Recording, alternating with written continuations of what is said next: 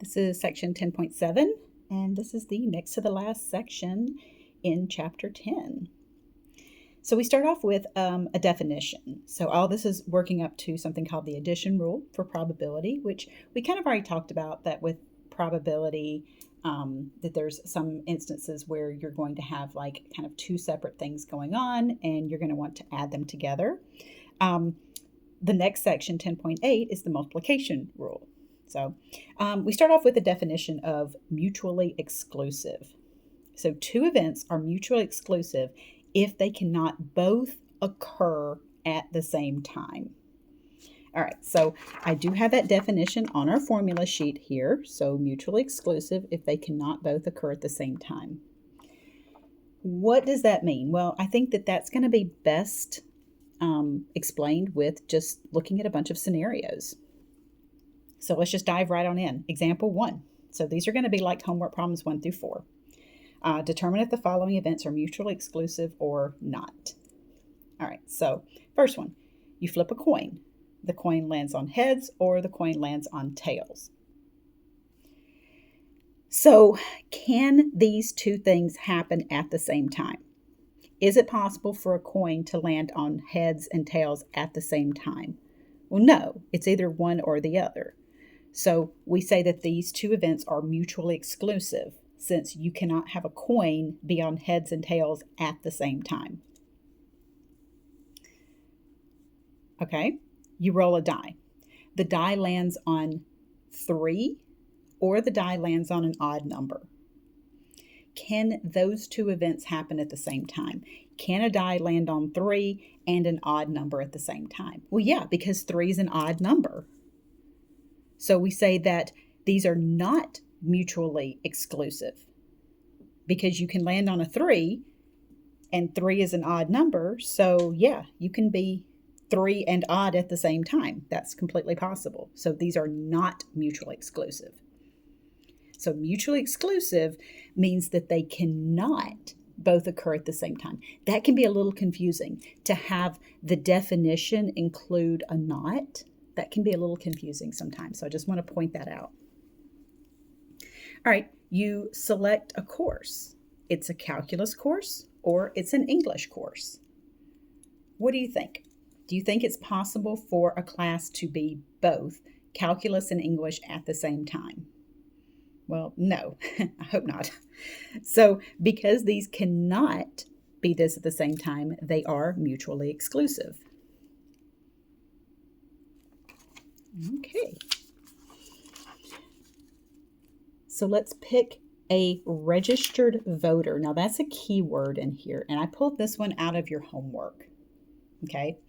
Pick a registered voter. The voter's a Democrat or the voter's Republican. Now you might say, well, you can be both because sometimes you vote for one, sometimes you vote for the other. It just kind of depends on the situation, right? Well, because it says registered, that's the key for Alex. Because you cannot register with more than one party, you cannot be both, right, at the same time. So we say this is mutually exclusive. This one I picked because of this terminology right here, because I think that was very misleading. I feel like people are going to say, oh yeah, you can definitely be both. But because it says registered, that's why they are mutually exclusive, because you cannot register with more than one party. Okay, you pick a card. The card is a 4 or the card is a heart. Is it possible for one card to be both a 4 and a heart? Well, of course there is. I mean, so here are the 4s. Here are the hearts. Of course, there's right here. This card, the 4 of hearts, is both. So it's not mutually exclusive because there is a card that is both a 4 and a heart. So those can occur at the same time. All right, you select a student in class. The student has brown hair or the student has green eyes. Can those two things happen at the same time? Of course, right? Of course those can happen at the same time. So because of that, they are not mutually exclusive. Remember, mutually exclusive means that they are completely separate. They are exclusive. Okay, that means that they cannot happen at the same time. This can happen at the same time, so it's not mutually exclusive. Okay, as far as probability is concerned, if two events, A and B, are mutually exclusive, then when you find the probability of A or B, so the probability of a student having brown hair or green eyes, you can just split this up and just add the two probabilities separately. Okay, remember I mentioned earlier that or is going to mean add, and is going to mean multiply with probabilities. If they are not mutually exclusive, then we get this formula right here. Now, this formula looks pretty convoluted, but really what it is just the probability of A and the probability of B. So it's similar to this one, but we have this subtraction. The reason we have this is because if they're not mutually exclusive, then there's overlap. There's something that is in both A and B, and you don't want to count it twice. So if you just added the probabilities together of A and B, you would count something twice. This removes the thing that got counted twice in here. So when we do these probabilities, you're going to see that you could choose to use this probability, or you could kind of choose to add these up in such a way that you avoid any duplications to begin with, so that you don't have to subtract. All right, that might have sounded a little messy, but easier seen than said. So this is example 2, and this is from homework problem number 7. So a card is chosen at random from a standard 52 card deck. Find the probability that the card is a 4 or a king. All right, first order of business here. We need to establish that these two are mutually exclusive, because one card cannot be a 4 and a king. So let's look at our deck of card layout here. Here's the 4s, here's the kings. It's not possible to be both.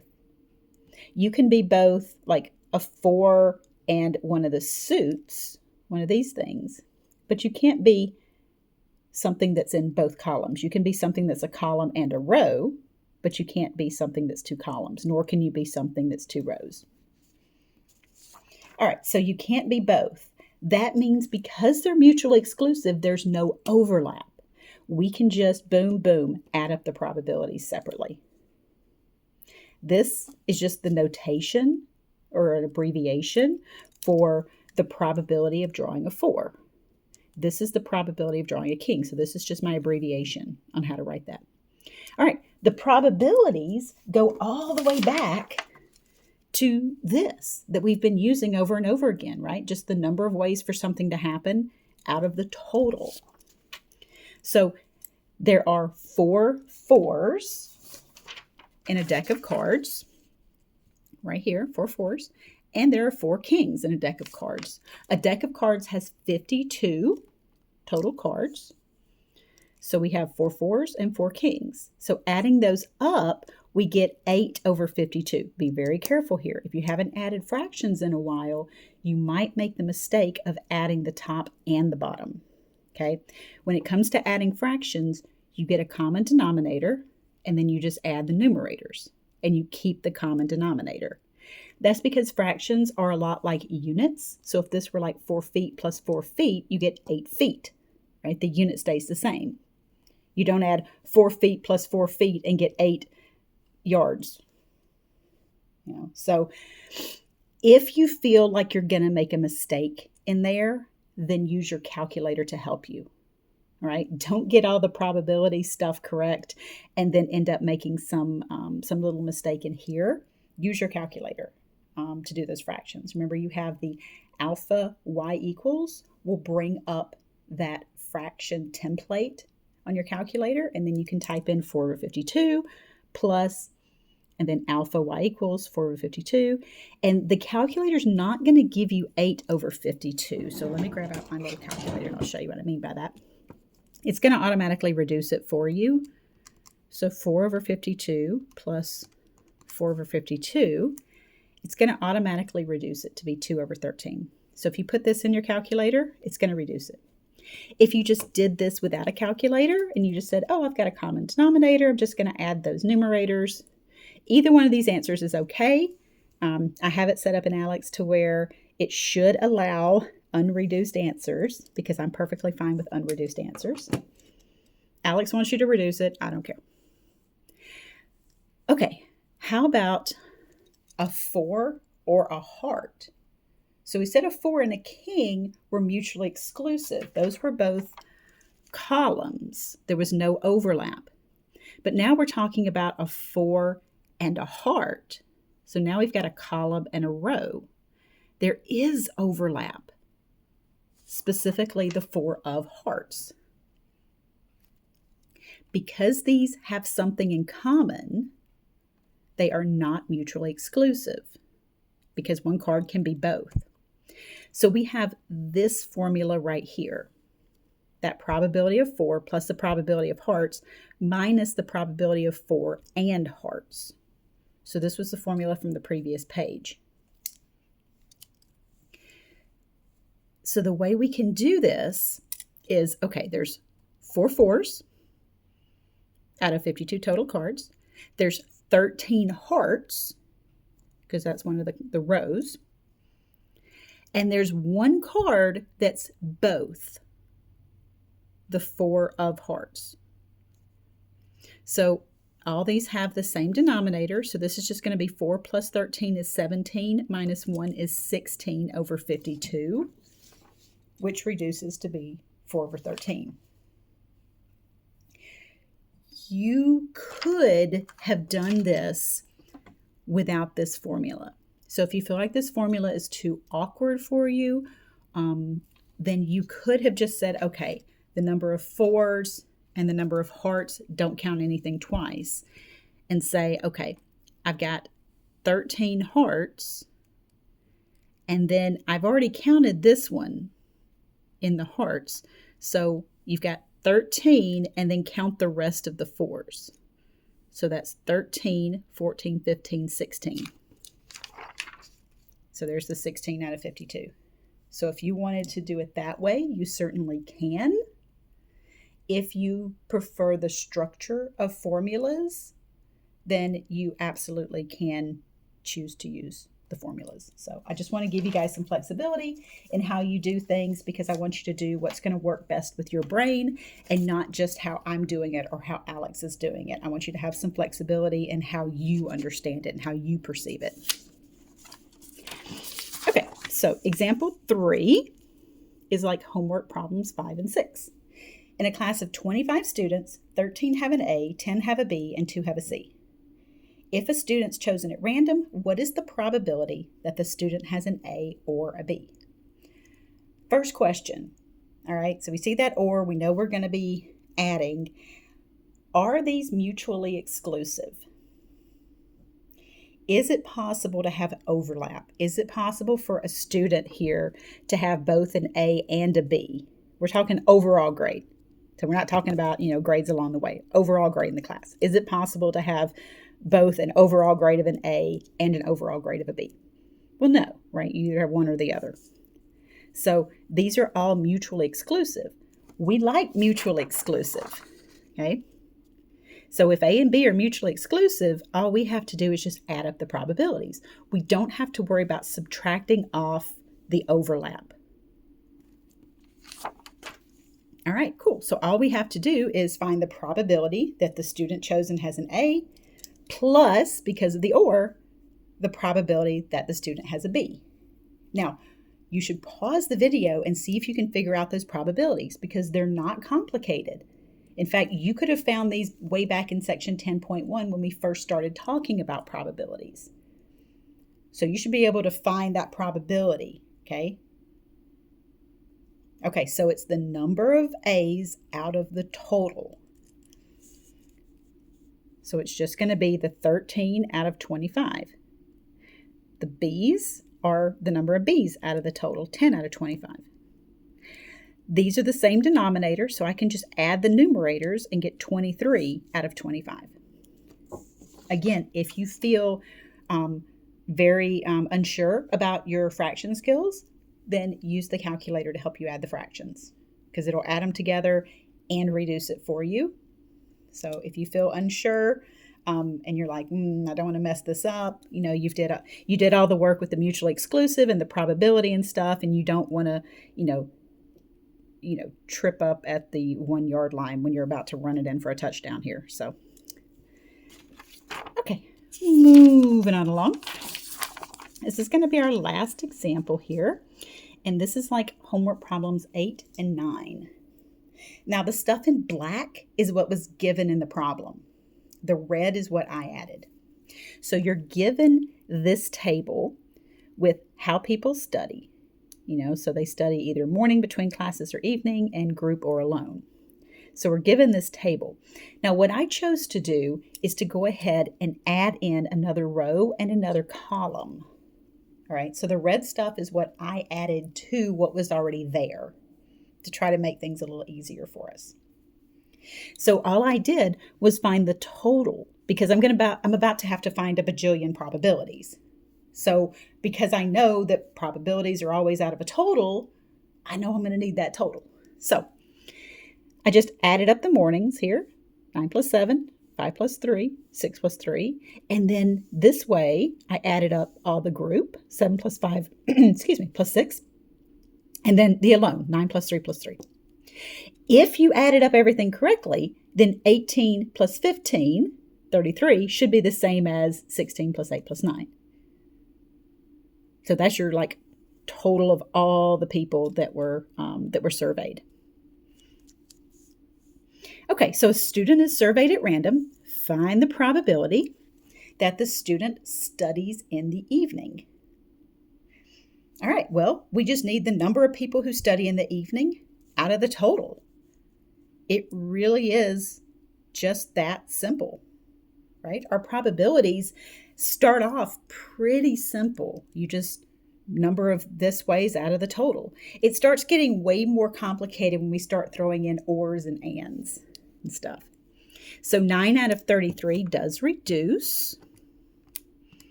So 9 out of 33 reduces by 3. So we get 3 over 11. So either one of these is a perfectly fine answer. All right, now it starts getting spicy. The student studies in the morning or in a group. Okay. The morning, we have this total of 16. The group, we have a total of 18. But we have 7 people that are the overlap, right? Because group and morning are not mutually exclusive. Just like with the cards, we have a column and a row, so we have overlap. If we just had 2 columns, we wouldn't have overlap. Or if we just had 2 rows, we wouldn't have overlap. But we have this overlap between group and morning. So because these are not mutually exclusive, we're going to use this formula. Okay, now this is the formula from here. They're not mutually exclusive. Then we have this formula right here. So I've got my 16 total morning studiers out of 33, plus my 18 out of 33. That's my total group studiers. And then I've got my 7 that's right here, that overlap. If you chose to add up 7 plus 9 for the morning people and then add up the rest of the group, you certainly could have done that. I'm just kind of taking the formula approach. That's how Alex does it, and I'm, kind of partial to it as well. These are all 33, so we can just take 16 plus 18 minus 7, and we get 27 over 33, which reduces by 3 to be 9 over 11. We have one more part to this one. Oops, flip to one page. Okay. The student studies in the evening or alone. So evening or alone. This one is very similar to this one. We do have overlap. Evening, alone.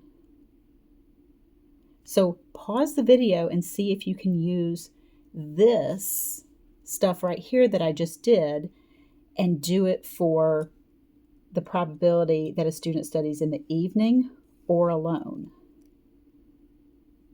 So it would be the probability of evening, probability of alone, and then minus the overlap, the evening and alone. All right, I'm going to trust that you aren't just listening and nodding and smiling and going along with everything that I'm doing and saying, oh, yeah, I can do that. I hope you're playing along.